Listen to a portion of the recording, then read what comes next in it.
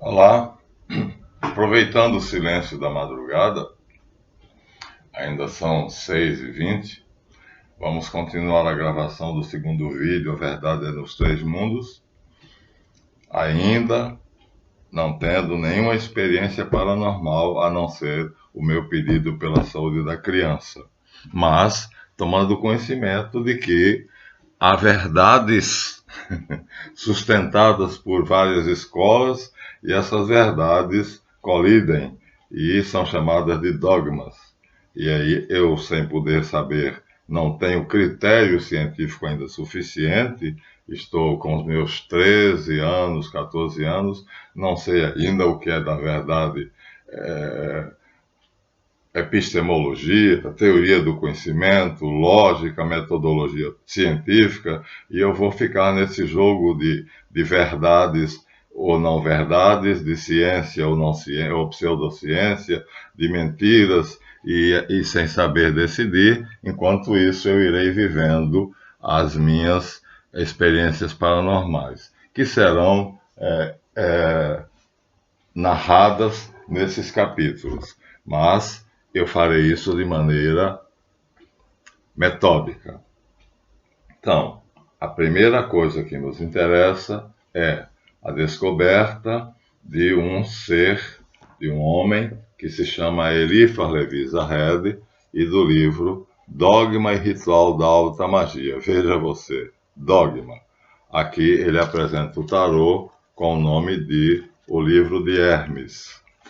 Na verdade, Hermes Trismegisto, né? O meu mestre, aquele que me apareceu na forma desta figura, um ibis. Eu pensei que era uma garça, mas era um ibis, e que eu retratei e que já está por demais conhecido, e hoje está preso na parede ali com um parafuso que não permitiu tirar. Eu até tentei tirar para mostrar, mas essa é a fórmula que no Egito ele era representado. Simbolicamente a forma de um ibis. Eu o retratei como eu vi. Então, esse retrato, quando eu puder, mostrarei a vocês, mas por enquanto ele terá esta forma, o ibis, assim que ele aparece. E nas costas do ibis, a figura que eu retratei. Então vejam, aqui está o livro de Hermes, segundo Eliphas Levi, que na verdade é o tarô. É o que Hermes vem me trazer. E é através do tarô que as minhas capacidades vão dar saltos e mais saltos. Ou seja, fisicamente eu serei atacado pela síndrome de pânico. E serei tratado pelo Dr. Robson Rocha Mota, graças a Deus, distante do Dr. Tong Viana Ramos, que é ateu. Robson Rocha Mota é maçom, espírita e um homem de excelência no sentido da inteligência, da compreensão, e posteriormente vai aparecer de novo a síndrome e eu compreenderei que, na verdade, é o desenvolvimento da minha paranormalidade. Esse livro é muito importante porque ele vai alavancar as minhas capacidades através daquilo que ele revela, desde a goecia, ou seja, a magia negra. Aqui é o círculo goético, o mago negro, ele ensina o bem ou o mal. Aqui uma representação peculiar que ele faz do tarô, eu desmarquei o círculo goético, não. Adanari, você vê que na verdade aqui nós temos uma deusa hindu com o touro e o tigre, e os 4 copas, ouros, espadas e paus. Então aqui é uma concepção, veja, não é dele. Ele apenas descobre que no panteão hindu existe uma deusa chamada Adanari, que já tem nas mãos delas os pantáculos que vão representar ouros, espadas, copas e paus, ou seja, o tarô.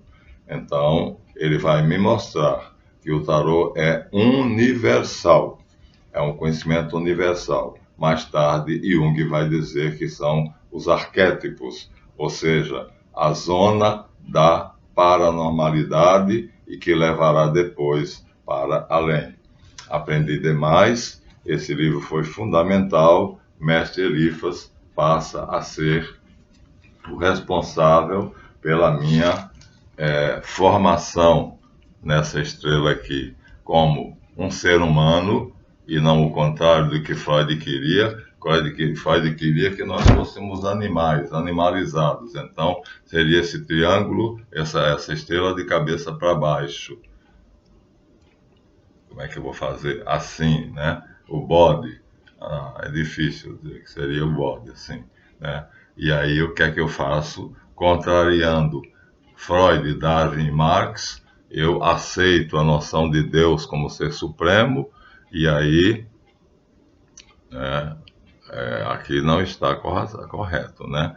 Então, o correto é exatamente assim: Deus, cabeça, braços e pernas. Eu me torno um homem, um ser humano, né?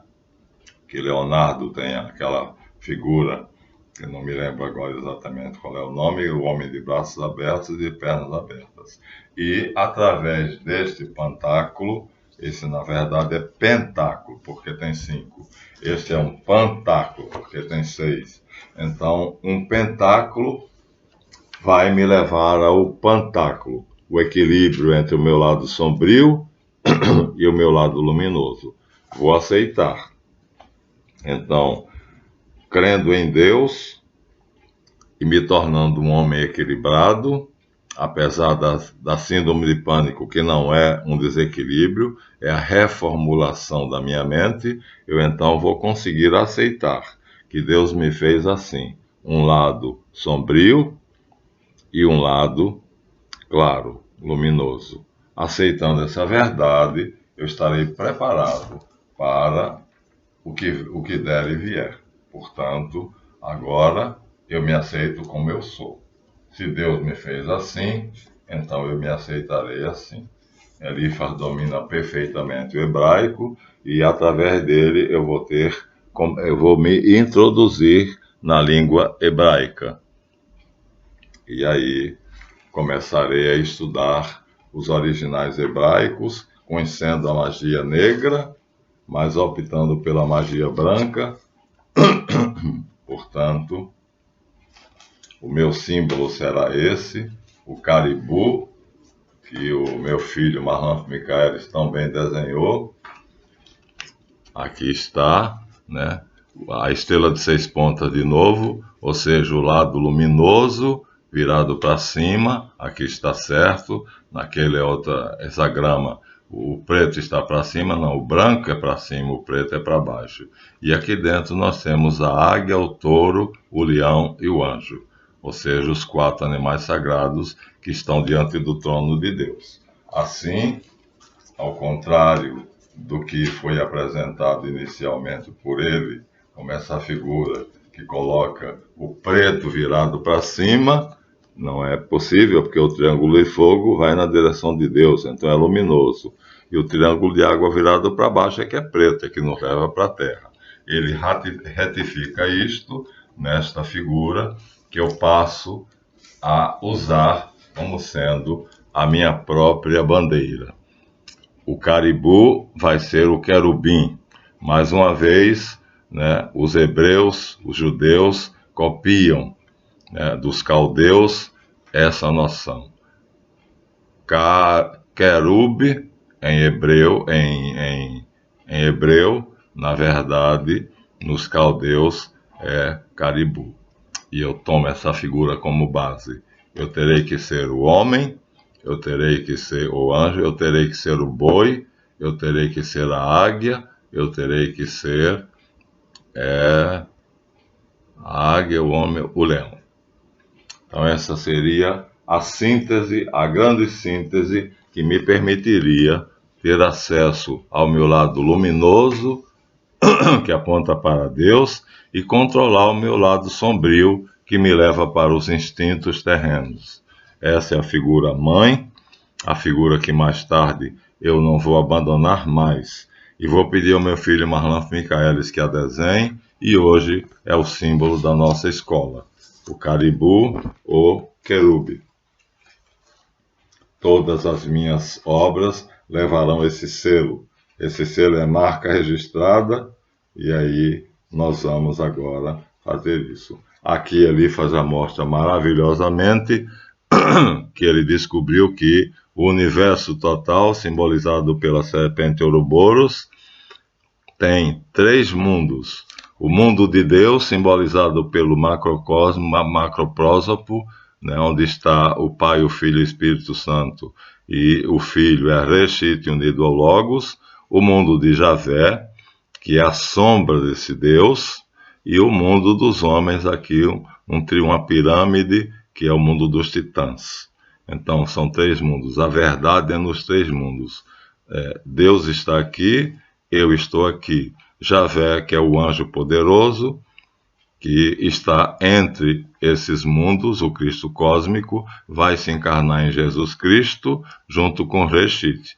Então, Reshit, que é a única criatura de Deus, sai da Sagrada Tríade, nós chamamos Jesus, os rabinos Reshit, de Rosh, cabeça, e essa mente, então, vai criar Javé, e Javé vai criar o mundo dos titãs e nos dar o direito de fazê-lo bom ou mal. Mas o homem escolhe o mal, e então o mundo dos titãs vai se tornar...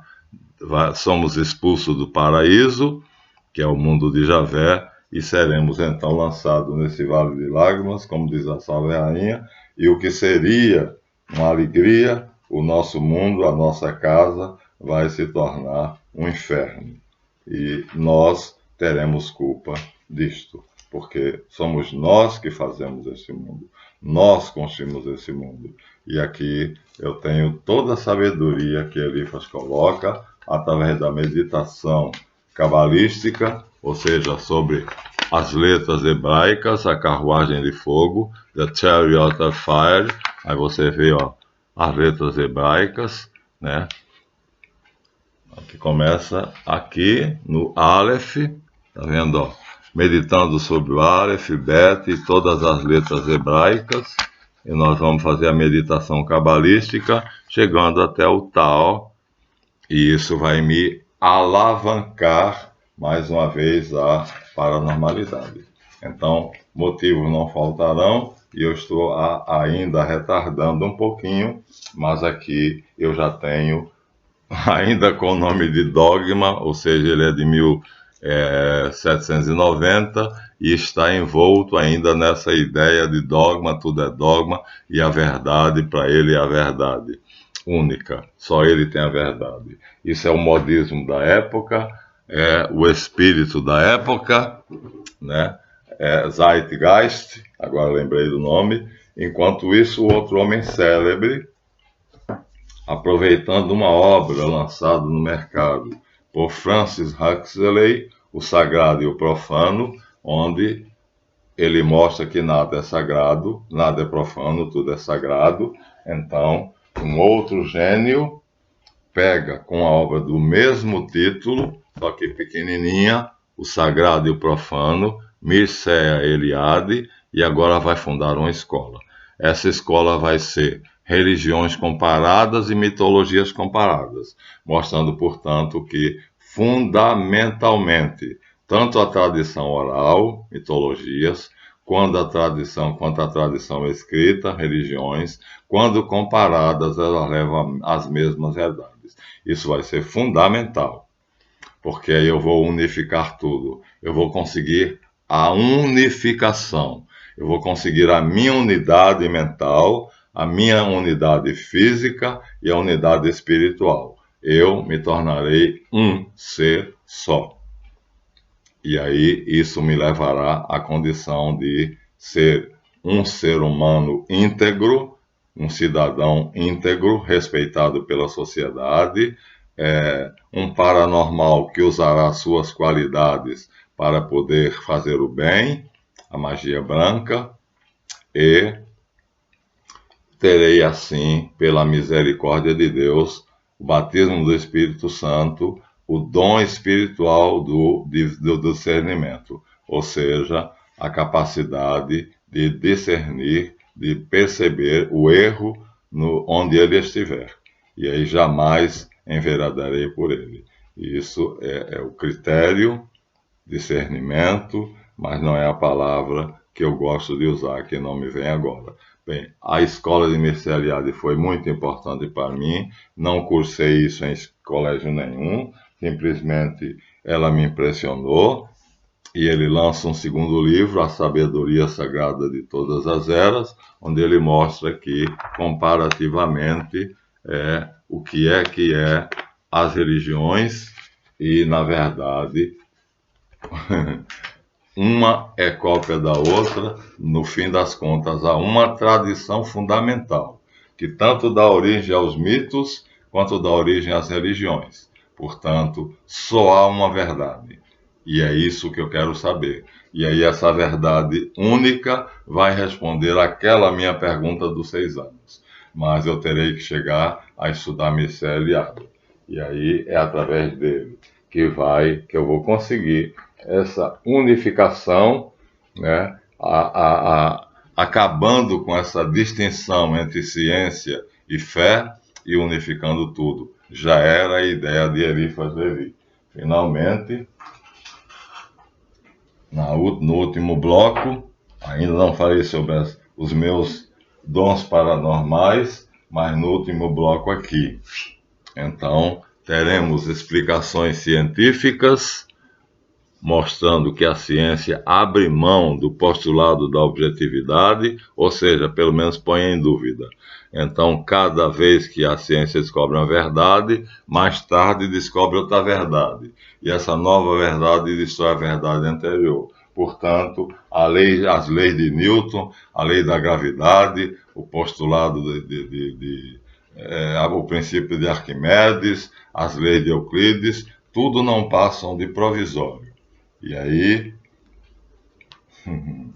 nós teremos mais uma vez o mito, as origens do homem, feita por Charles Darwin, que vai ser destruído por Jacques Monod, né?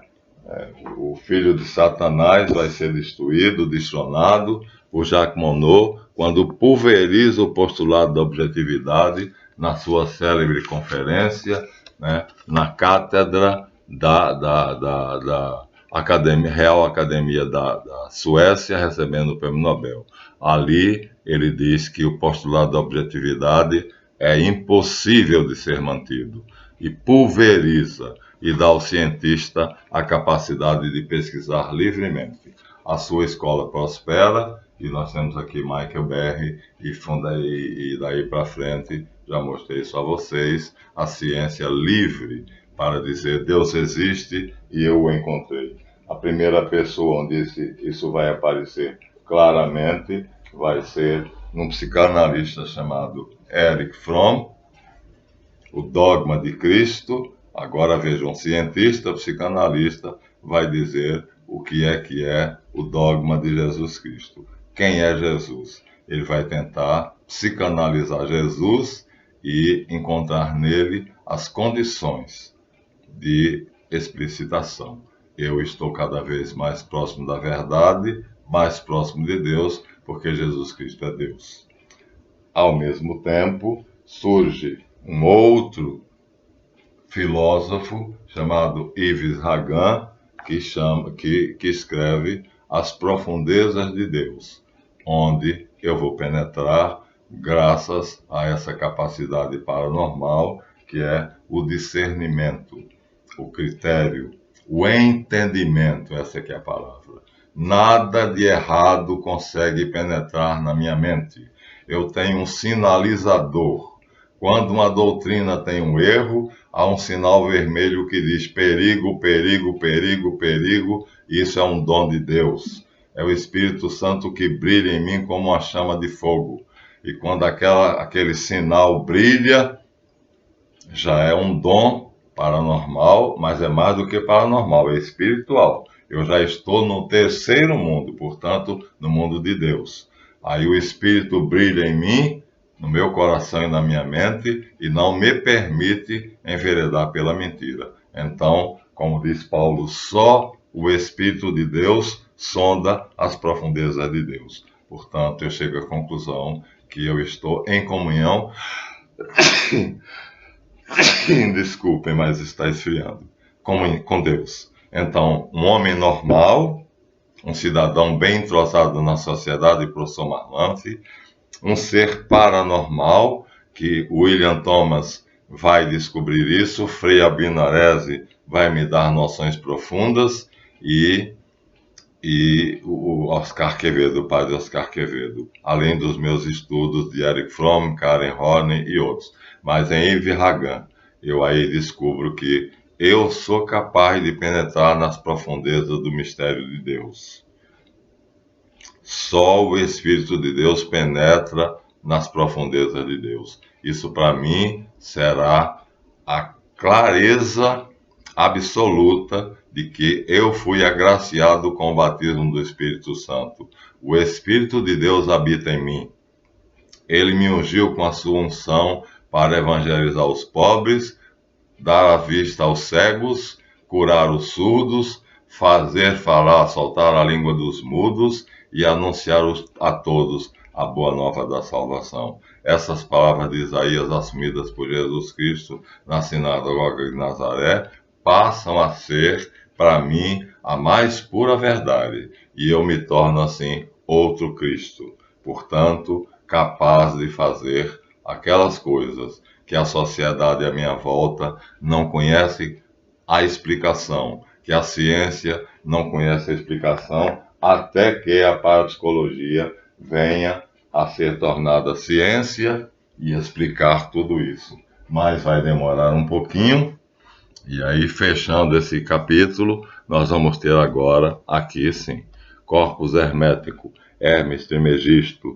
Hermes Trismegisto vai começar a obra dele dizendo, aqui está, a tábula esmaragdina, a verdade é nos três mundos. Eu sintetizo assim, mas ele diz assim, é verdadeiro, completo, claro e certo. O que está embaixo é como o que está em cima, e o que está em cima é como o que está embaixo, para rezar o milagre da unidade. Ou seja, são três mundos, são dois, o mundo de Deus e o mundo dos homens, que será reunido, na verdade, o mundo de Javé, dos deuses, e o mundo dos homens, que será reunido no único mundo, o mundo de Deus.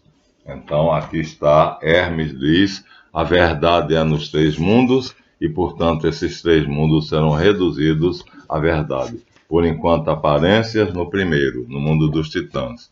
Por enquanto, não aparência, mas passageiro, o devir, o vir a ser no mundo de Javé. E a única estabilidade está no mundo de Reshit, que é o Logos, o Verbo, o Filho de Deus. Assim, através de meu mestre mais próximo, Hermes, eu vou receber agora um mestre fantástico. Na segunda epístola aos Coríntios, eu vou encontrar a mesma coisa que estaria em Hermes. Isso vai ser o meu encantamento. São Paulo, no capítulo 12, estou lendo em Ferreira de Almeida, porque qualquer Bíblia tem, essa é protestante, mas não tem problema. Segunda carta aos Coríntios, São Paulo vai dizer, conheço um homem em Cristo que há 14 anos foi arrebatado até o terceiro céu. Veja, lá ele falava que há três mundos, aqui Paulo diz que há três céus. É a mesma coisa. No corpo ou fora do corpo, não sei. É o transporte, é o que eu já fazia. Eu já me transportava, já saía do corpo e ia para o mundo de Javé. Ainda não chegava ao mundo de Reshit. Agora você veja a coincidência perfeita entre Hermes e Paulo. Os dois vão ser meus mestres. Vou repetir. Conheço um homem em Cristo que há 14 anos foi arrebatado até o terceiro céu, se no corpo ou fora do corpo, não sei, Deus o sabe. E sei que tal homem, se no corpo ou fora do corpo, não sei, Deus o sabe, foi arrebatado ao paraíso, portanto, ao mundo de Javé. Já Reshit desceu e levou até lá. E nesse mundo intermediário, mostrou-lhe o Evangelho. E ouviu palavras inefáveis, as quais não é lícito ao homem se referir. De tal coisa me gloriarei, não porém de mim mesmo, salvo nas minhas fraquezas. Pois se eu vier a gloriar-me, não serei, não serei nécio, porque direi a verdade. Mas abstenho-me para que ninguém se preocupe comigo, mas do que em mim vê ou em mim ouve. Ou seja, se eu dissesse a verdade, que foi arrebatado por Jesus Cristo, não seria uma tolice. Mas não direi isto, porque eu sei que eu sou um homem fraco. Isso foi a força de Cristo em mim. Unindo Hermes Trismegisto, que fala que há 3 mundos, e a verdade é nos 3 mundos. Com Paulo, eu terei agora 2 mestres. Paulo de Tarso, o nosso São Paulo, diz: há 3 mundos, e eu fui arrebatado do mundo dos titãs, assim que eu chamo, né? Do mundo criado pelos homens, para o mundo de Javé. E lá Reshit desceu do seu mundo para me encontrar e me mostrar cada dia da sua vida. E me tornou assim apóstolo, testemunha ocular. E Hermes diz que a verdade é nos 3 mundos. Há 3 mundos verdadeiros e eles serão reduzidos a um só, para realizar o milagre da unidade. Pronto. Aqui eu estava absolutamente seguro. Com esses 2 mestres, Paulo de Tarso e Hermes Trismegisto, eu estava seguro de que eu estava no caminho certo. Poderia agora, então, com toda segurança, produzir os fenômenos, sem dúvida nenhuma, que irão constituir a doutrina católica, apostólica, romana. Aqui sim, nós teremos então a época da patrística, ou seja, antologia dos santos padres, patrologia ou patrística, onde vai ser formulada os evangelhos, a tradição da igreja, vai ser sistematizada pelos santos padres e transformado no dogma de Cristo, como Erich Fromm muito bem colocou ali. Então, o dogma de Cristo vai ser sistematizado pela igreja. Aqui por um cientista, um psicanalista, aqui pelos pais da igreja. Em 400 anos, eles constroem o cristianismo. Portanto, não é Paulo. Paulo é muito importante, mas são 400 anos, 4 gerações, Agostinho de Hipona, Eusébio de Cesareia, Hipólito de Roma. Dizer que Paulo é o criador do cristianismo é o maior dos absurdos, conforme o professor Jonathan Matias fala.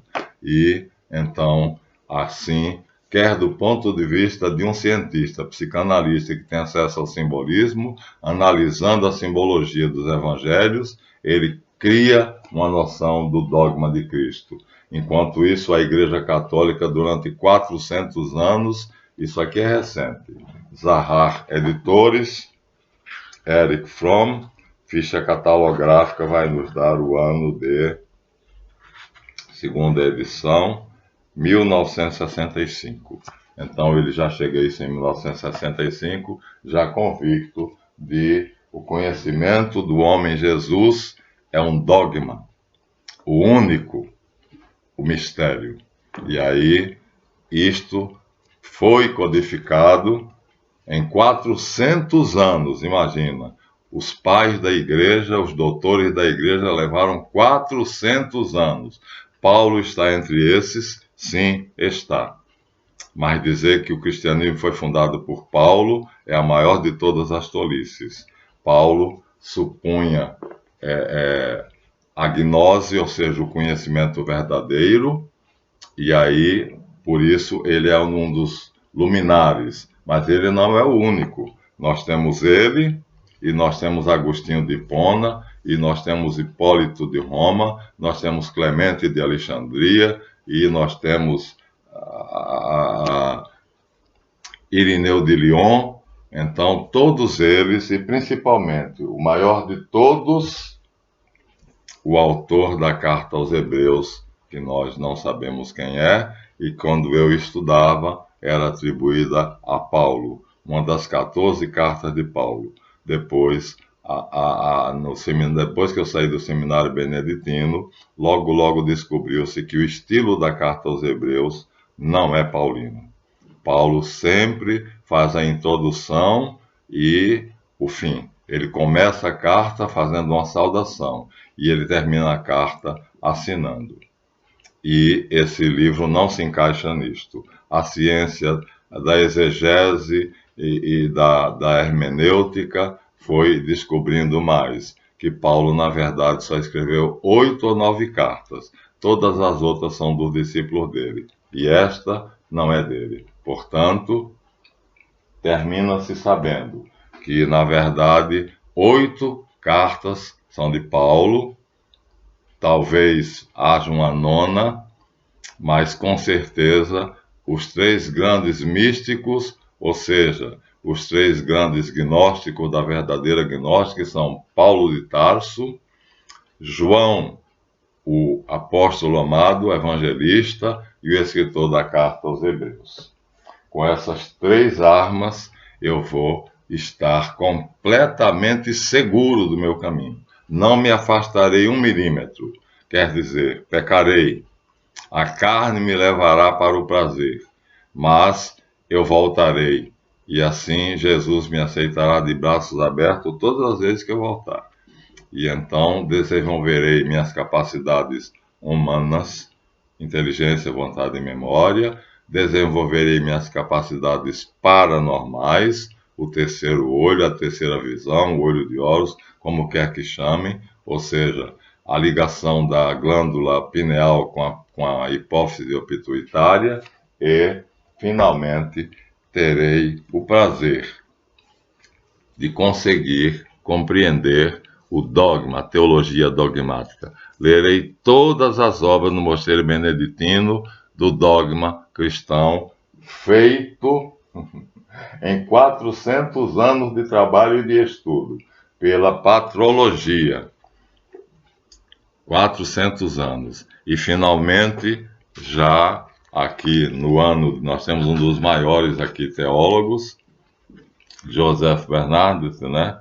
Não, Bernard Bartman. Então, nós temos aqui o ano, os óculos estão ruins, mas eu vou trocar essa semana, tá? 1932 é o original. Então, ele escreve esse livro em 1932. A minha edição aqui não tem, mas tem o Nihil Obstat e o imprimato. Setembro de 1963. Então, ele escreve o original em 32, o primeiro imprimato em 62 e o terceiro em 63. Aqui está o que os maçons querem copiar, dizendo que eles têm obras que são impressas por ordem do Supremo Conselho. A maior estupidez do mundo, porque isso é apanágio da Igreja Católica. A unidade na verdade. E essa unidade é que constitui o dogma. Portanto, só há uma igreja, uma só fé, um só batismo, um só dogma. O Cristo vivo, nascido, encarnado, morto e ressuscitado para a nossa salvação. Esse é o único dogma que Erich Fromm descobre. E que foi, portanto, aqui, muito tardiamente que ele chegou a isso, já baseado na patrologia. Mas, baseado nesse dogma, que é o único, todos os outros são postulados, eu agora poderei, com toda a segurança, tomar como mestres Paulo de Tarso de um lado. Na segunda epístola aos Coríntios, ele diz que visitou os 3 céus, e Hermes Trismegisto vai dizer na escola dele de que há 3 céus. Logo, os 2 coincidem e os 2 vão ser meus primeiros mestres, Paulo de Tarso e Hermes Trismegisto. E aí eu vou conseguir, com a carta aos Hebreus, penetrar no véu do mistério, e através desse véu, penetrando nesse véu, eu entrar pelo dom gratuito do Espírito Santo nas profundezas de Deus. Assim, quando eu abraçar a vida religiosa, a despeito dos problemas humanos que eu vou encontrar no Mosteiro de São Bento, este livro será a minha grande riqueza. Ainda em latim, com a missa tridentina, eu vou todos os dias fazer a oração e compreender o missal cotidiano e vesperal. Aqui está a síntese de toda a doutrina católica, ou seja, anos e anos e anos de estudo, desde a pregação de Jesus, dos apóstolos, da segunda e terceira geração apostólica, da patrologia em 400 anos, terminamos chegando aqui a um pequenino livro que resume tudo. Esse livro se chama Missal Cotidiano e Vesperal, por Dom Gaspar Lefebvre. O ano, vamos ver se eu consigo, os óculos eu vou trocá-los, mas vamos ver se eu consigo aqui. Ele tem o Nihil Obstate de novo, o imprimatur, como sempre, e aqui nós temos as datas, que é pequenininho. Então, nós temos a primeira data, meu Deus, me dá a capacidade de ver, 1956, é a primeira. Depois nós temos uma segunda em 1950, então essa anterior. O primeiro Nihil Obstate é em 1950, o segundo é em 1950 também, desculpa, eu li como 6, mas é 50 e 50. E o outro é em 1900, são 3. Todos os 3 são da mesma data, 1950. Se vocês tiverem vista melhor do que eu, vocês vão ver que a data é de 1950. Todos os 3. Nihil Obstate significa nada impede que seja publicado. Pronto. Agora eu tinha tudo para ter certeza do que era certo, do que era errado, do que eu podia, do que eu não podia, do que era do agrado de Deus e do que não era do agrado de Deus. E assim, com essa certeza, tendo firme os bastiões da fé, amparado no dogma verdadeiro e único da Santa Madre Igreja Católica Apostólica Romana, eu vou, graças a esse pequeno livro e a outros, nós vamos agora fazer com que todo esse conhecimento seja digerido através dos santos padres. Isso é 400 anos depois de Cristo. Esse aqui já é moderno, Bernard Bartmann, e esse aqui é mais moderno ainda. Então, tudo coincide para uma verdade só. E eu aí vou, ancorado nessa verdade, poder exercer os meus poderes preternaturais. E através deles, sem merecimento nenhum, receber o dom do entendimento e entrar nas profundezas de Deus, como diz Yves Ragan. E com Paulo, apóstolo de Deus para os gentios, como mestre, e tendo recebido o auxílio de Hermes Trismegisto no código, no Corpus Hermético, não sei agora onde eu o coloquei, está aqui em algum lugar. Então, através do Corpus Hermético, eu irei ter, está aqui, com esses 3 livros, um mestre que foi sacerdote no Egito, um mestre que foi apóstolo de Jesus Cristo, ele era perseguidor dos cristãos e se tornou o maior defensor do cristianismo, mas não fundou o cristianismo, isso é pura lorota, e o professor Jonathan Matias prova a soberjo, e com a graça do Espírito Santo, tendo recebido o batismo assim que nasci, e agora batizado pelo Espírito Santo, recebendo o dom do entendimento das Escrituras, eu vou, com a graça de Deus e de nosso Senhor Jesus Cristo, penetrar nas profundezas de Deus. E aí, certo, seguro e firme, na minha fé, nada me tirará dela. São 74 anos em que eu professo essa fé. Portanto, estou próximo de dizer como Paulo: combati o bom combate, guardei a fé, vou em busca do prêmio que me está preparado desde a fundação do mundo. direi essa frase, como Paulo disse, antes de fechar os olhos para esse mundo e começar a minha caminhada na direção do abraço de Cristo. Muito bem, esse vídeo foi um pouco mais longo, mas assim agora, a partir do próximo, vamos começar a dizer como foi a nossa vida de paranormal. Essa introdução se fazia necessária, porque esta é uma nova série. Eu tenho que ligá-la à anterior. Portanto, eu fiz uma revisão, mas uma revisão mais bem formulada.